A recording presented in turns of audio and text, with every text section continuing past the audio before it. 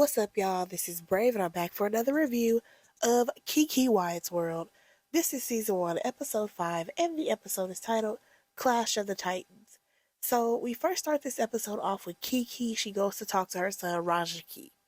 So, they basically talk about the fact that Raja doesn't think that there's any coming back for his grandmother. He is done with Lorna. Now, Keke, she says that, Lorna was trying to make the party all about her. I'm trying to figure out, when did that lady do that? People kept walking up to her, asking her what the problem was, so then she went on to explain. She didn't go over there trying to make a scene. She wasn't all in Raja's face.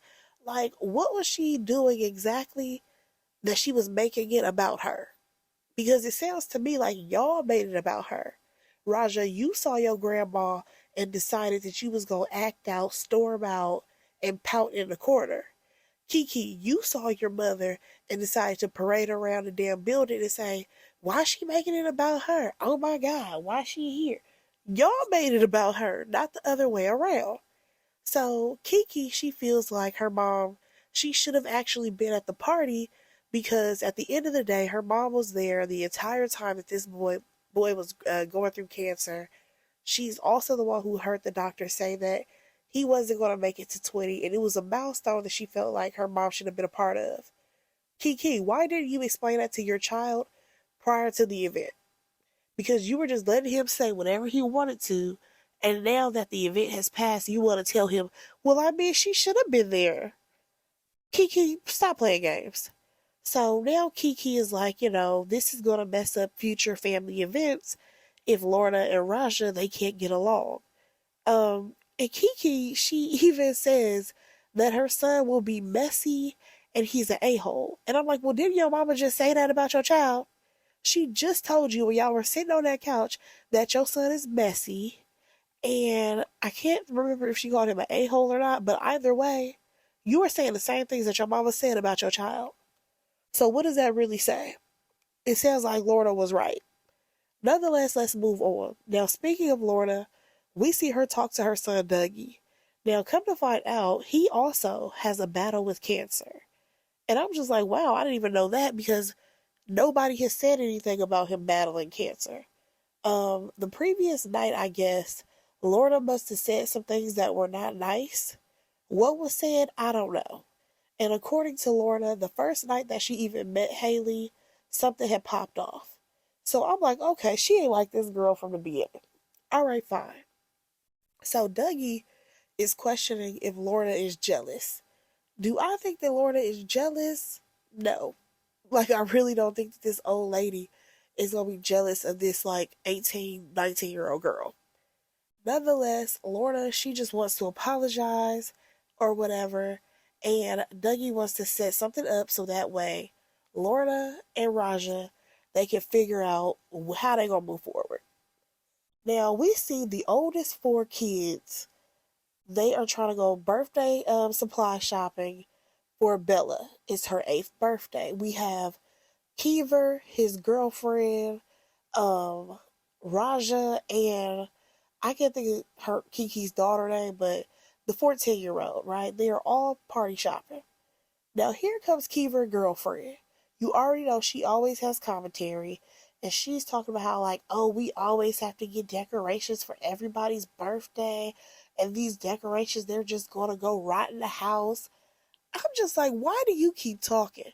You should be happy that you're even there. Because where is your family? That's the major question. Where is your mama, your daddy, your cousin, your auntie, anybody in your family? Because you done moved in over here. Nonetheless, Keever ends up asking Raja if, things will ever get better between him and Lorna. And he says that the ball is in her court. Now, that is what Raja has said. The ball is in her court. Even though he was just arguing with his mama, he made sure to say that he don't want nothing to do with his grandma. So, speaking of Lorna yet again, we see that she's meeting up with Andre. So, according to Lorna, she's got enough other family stuff to worry about, so she don't have time to worry about Raja. So, Andre, he wants to talk about how Keke needs to finish this album. He really needs for Keke to buckle down, work on his project so that way they can get it done. And he also invites Lorna to the launch of his tree capes. Okay? Now, we see that Keever, he went to go pick up Bella, and he ends up bringing this little girl home. The problem is that when she walks in, the decorations are not finished being put up. He was supposed to wait until somebody texted him or called him and said, hey, the decorations are up, bring her home. He decided to do something totally opposite and just bring her home. So poor little Bella, she's like, I didn't see anything, and she like goes outside to go sit on the porch. And Keeper has the audacity to be like, well, she didn't see the cake yet. Sir, you could never be in charge of my birthday party. Absolutely not. The worst. So here's the thing. Andre comes with the birthday cake or whatever, and he also brings the gift from Lorna. So Lorna did not show up to this birthday party. And here goes Raja. She showed up to my party and I didn't want her there. And now it's her granddaughter's birthday and her daughter's birthday and she didn't show up.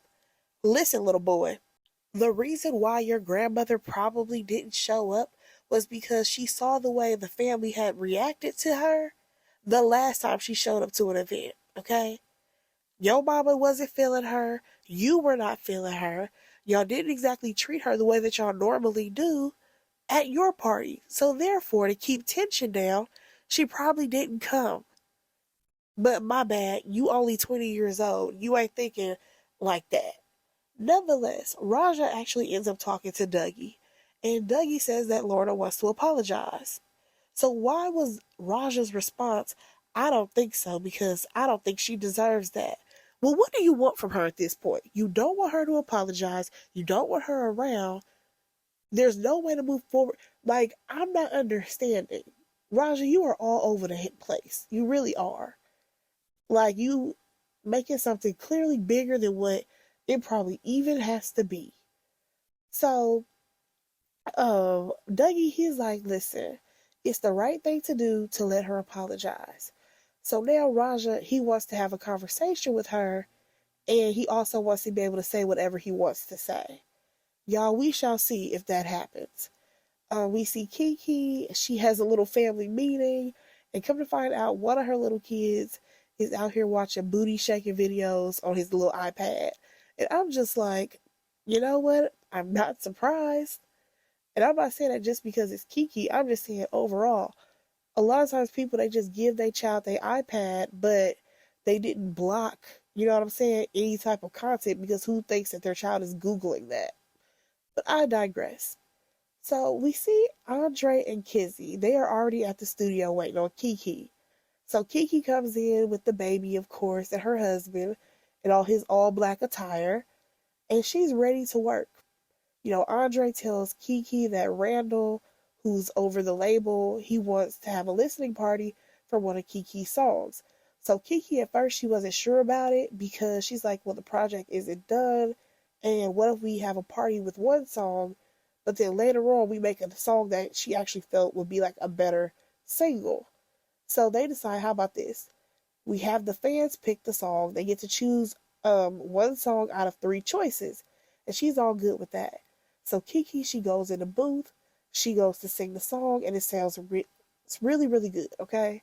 One thing about Keke, she definitely is going to go kill it in the studio. So after that, Andre, he's talking about him launching his tree capes and how it's going to be this intimate event, blah, blah, blah, blah, blah. And Keke, she's like, oh, like how I was supposed to come out with my baby products. So Keke, she peeps Kizzy's facial expression. Listen, Keke, I already told you. These two are in cahoots together. You just missed the meeting, okay? So according to Keke, she created a product 15 years ago and told Andre about it. Now she felt like, she never had the platform to fully launch this product. But now that she has a show, it would be the perfect time.